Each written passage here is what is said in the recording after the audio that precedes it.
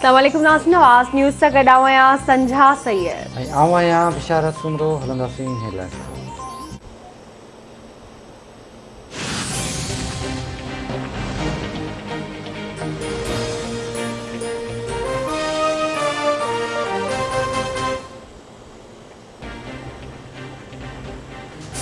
दिफ़ाई budget में इज़ाफ़ो नाहे कयो वियो। 57 वसीला सूबनि ॾांहुं मुंतक़िल कया वेंदा आहिनि। ऑपोज़िशन समुंड पार पाकिस्तानियुनि खे हक़ नथी ॾियणु चाहे। सुचमा वारे वफ़ाक़ी वज़ीर फवाद चौधरी जो क़ौमी असैम्बली जे इजलास खे ख़िताब। पीपी मेंबर शाज़िया मरी जो चवणु आहे त पीपल्स पार्टी पीटीआई IMF बजट खे रद्द करे थी। हक़ीक़तूं नाणे वारे वज़ीर जी बजट तक़रीर खां उबतड़ आहिनि। आसिफ अली ज़रदारी हुकूमत खे मदद जी आछ कई पर संदसि ॻाल्हियुनि खे हवा में उॾायो वियो। NFC अवार्ड तहत सिंध खे 760 अरब रुपया अदा करणा हुआ पर 674 अरब रुपयनि जी अदायगी कई वई। वफ़ाक़ी हुकूमत सिंध जा रहियल 106 अरब रुपया अदा करे।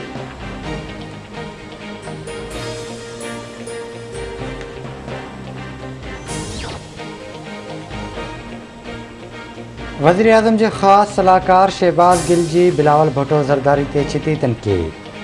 शहबाज़ गिल जो चवणु आहे त बिलावल खे वफ़ाक़ी हुकूमत जे टैक्स जी गिणती छो आहे।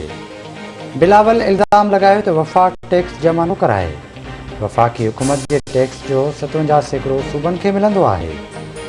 सिंध जो पैसो अयान अली ज़रिए ॿाहिरि मोकिलियो वियो। सिंध हुकूमत 50 अरब रुपया टैक्स जो हदफ़ रखियो हो। सिंध हुकूमत टैक्स जो हदफ़ हासिल न करे सघी। सिंध जे इस्पतालनि ऐं स्कूलनि में गॾह ॿधल आहिनि।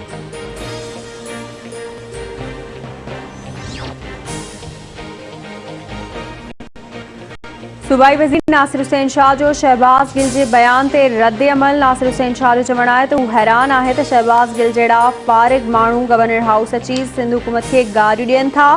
गवर्नर पाण त नांगा पर्बत घुमी रहियो आहे पर गवर्नर हाउस ज़हरीले नांगनि जे हवाले कयो वियो आहे।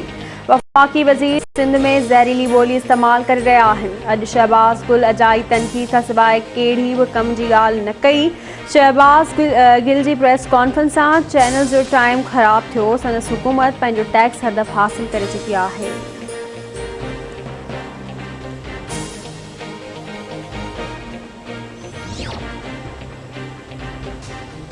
PTI जा तर्जुमान नफ़रत जी सियासत खे हथी ॾेई रहिया आहिनि। बयानबाज़ी कंदड़ PTI हुकूमत जे ख़ात्मे खां पोइ पाकिस्तान छॾे फ़रार थी वेंदा। समूरनि शोबनि जे बर्बादी जो क्रेडिट नाअहल सरकार ॾांहुं वञे थो। सिलेक्टेड हुकूमत मुल्क खे कर्ज़नि जे धुॿण में फासाए छॾियो आहे। अवाम नाअहल हुकूमत खे कोरोना जे पुठियां लिकण न ॾींदो। सिंध हुकूमत जे तर्जुमान मुर्तज़ा वाब जूं कराची में मीडिया सां ॻाल्हियूं।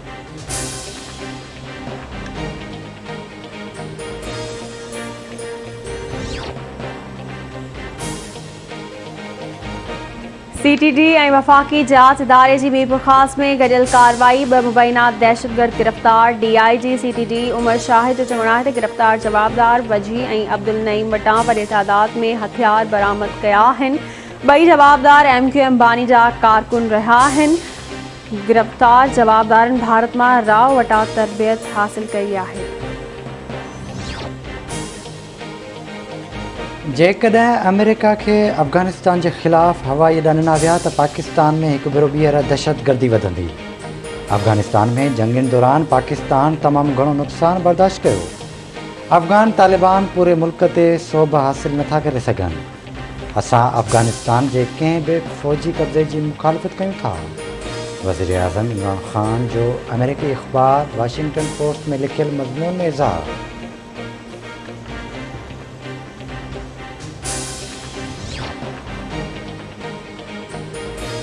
मुल्क में कोरोना वायरस वधीक 27 मरीज़नि खां हयातियूं खसे वरितियूं। 663 नवां केस रिपोर्ट ज़ाहिर।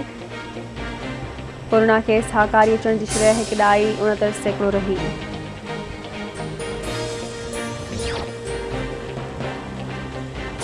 कुनरे वेझो ॻोठ गुलाम रसूल आरही में 1.5 हफ़्तो अॻु भेण जी इज़त बचाइण दौरान जवाबदार नथा मारिजी वियल नौजवान भेरू कोली वारो मामिलो।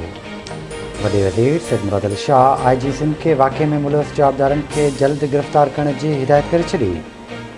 वॾे वज़ीर IG सिंध खे ख़त लिखी घुर्बल ॿिनि जवाबदारनि मुहसिन आरही ऐं पंजाबवासी बाबर राजपूत खे जल्द गिरफ़्तार करे वारसनि खे इंसाफ़ फ़राहम करण जी हिदायत कई।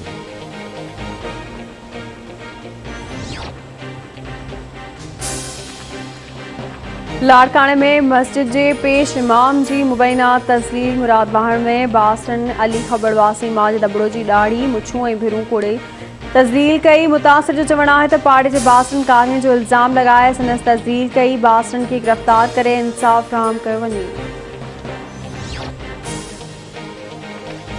खिपरो भरिसां बासर पारां पोरियत ते सख़्त तशदुद ऐं तज़लील जी वीडियो वायरल। ॻोठ रतूकोट में मामूली ॻाल्हि तां पोरियत अली कुंबर खे सख़्त तशदुद ऐं तज़लील जो निशानो बणायो वियो। पोरियत खे ज़ख़्मी हालत में बनी में फिटो कयो वियो। ॻणती चुगी हालत में हैदराबाद रेफर कयो वियो।